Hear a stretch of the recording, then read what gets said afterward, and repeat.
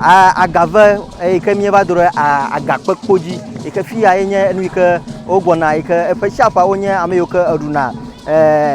jawu festival jawu za egba mi va dore dum le po wona ma o je na gomo to po epe yo mo wale yo ke ka no nwu va dore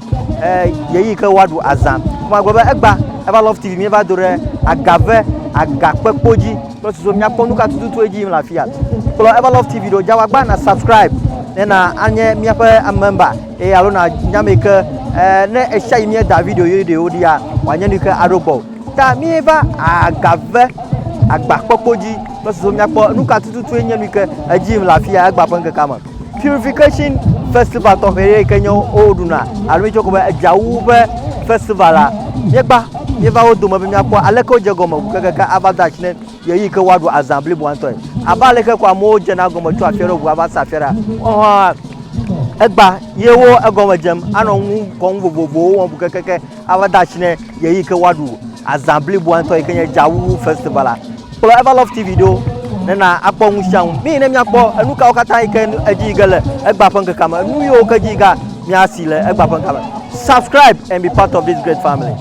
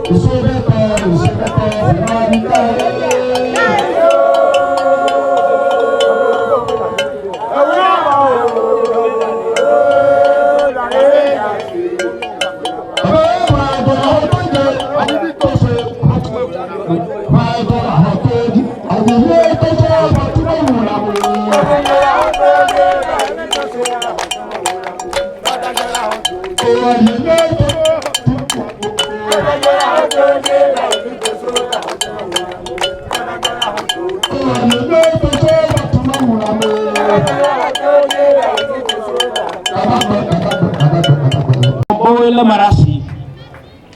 et nous on est d'autres plema yoba amara kuma chom yesifio de ha akade di polobe amara kuma ga blo watro le nda to go bada ko no sport bo yomu ye agbada ti e to pega kasi ba ko no nyi o yagbagba ye wo oye egbie afayo ga fa waja gbagba ano ye yo monenema fifiela bila gavie troga atu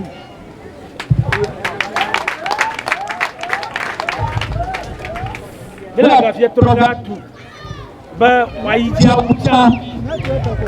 abale mile bibula sacha vai katafisuna gaji moa bibu program set committee yeah, apu agave mio amo di dimba agave ni magba mio na mo be detractors eto wo di be agave me be dilo la gereji no ya da kuku be Look at me when I recall that.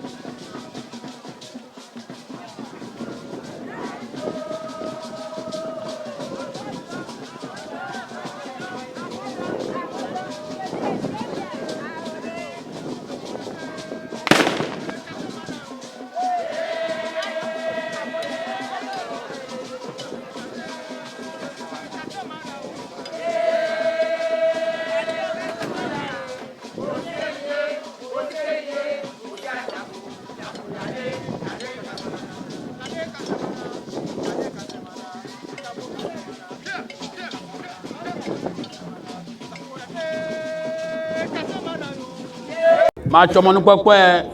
adakpe na agave dua kata balegbe mi va no ndegegbe na aba amesia menya dodo eta mi kata mi va pupu regegbe ikabe na efesia pa mi kata mi nya ba agave dua etrodue ye ejien ha etrozie tana efie no nuga kwa pesia pe mi die vusana mi togbe oklo mi mama na agave dua ka ba na mi de seva mi ga ba de sie le pe dudu magba ke le tv ma eta mi fufu regegbe ma cho mo gbogbo adakpe na apodomo duo kata ba o wododo ojejigbe akpe gbogbo ayi na tato seshi kanya agondrobe tato evela togbe petigo nya apodomefie be tɔgbe boko abalo woɖoɖo egbie ike mi va nɔ ndege gbie ne maga yi dzi agbe ne mama kple tɔgbewo be agave de kɔnɔ me bu o nye baba fie etrɔ ga gbɔ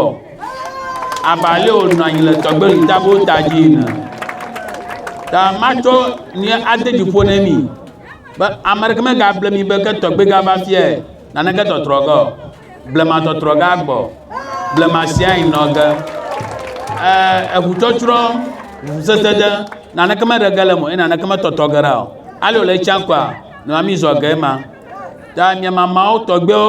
ale mi de kɔnɔ le ɖe idzagba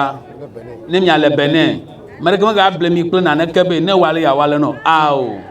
tɔgbe kɔnɔ nɔ dzi ne ma tututu abe na gave na kɔ ŋgɔgbe yiyi abe itsi megbe eme zɔ mɔ fie va ɖo gea enye ta ɖo na ŋutɔ be agave emɔe le tso blema ke gake ao tɔtrɔ aɖeke mele ŋuti o ke me xɔe de me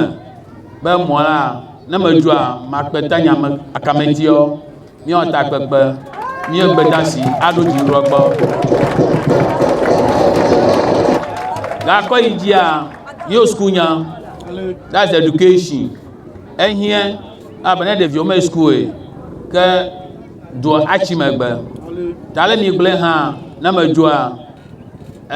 nyakametiwo mianɔ ge kple DC kple DC Director of Education mia amiasiwo senior school wo ɖo ɖe gea mele ŋgɔme ku ge míeta be meyi GP me woe míase ŋutsotso gbɔ na ɖe aŋue lea ne míawɔe kɔ yi dzi nye ɖeviwo be amamabu gbevɔnunu ema hã mele crime officer kple DC commander kple divisional commander kpɔ ge ale ese lia míawɔe ana mie dume gakpewo ne nanewo nu tsitsi ke efio ne yi ɖe du aɖewo ma efio nye duɔ wonye anyigbatɔ ne wɔame ke kpɔ be ye makɔ wo bu ne fio koa ke mete duɔ me nɔ gɔ abe ne yi ɖe du aɖewo me ne nye amedzro dze dume hã ele va ɖe ɖoko fie edu fie kple aƒetɔe gbɔ nene le woanya ame ƒovi nyavi va dze duɔ me numa katã nu tsitsi ge mi le ɖoɖo wɔm be miawɔ bylaw ana assembly dziɖuɖɔ ana gave duɔ ta ma dzidzi wa mi le mi ŋkɔ se ge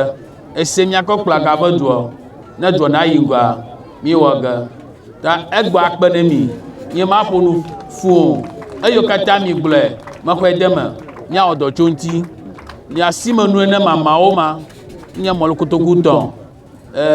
ami aha kple nuwo kple tɔ katã kple ga 7 million wakɔ de ŋgbegbe me ado gbara ɖe zieta lo akpe ne mi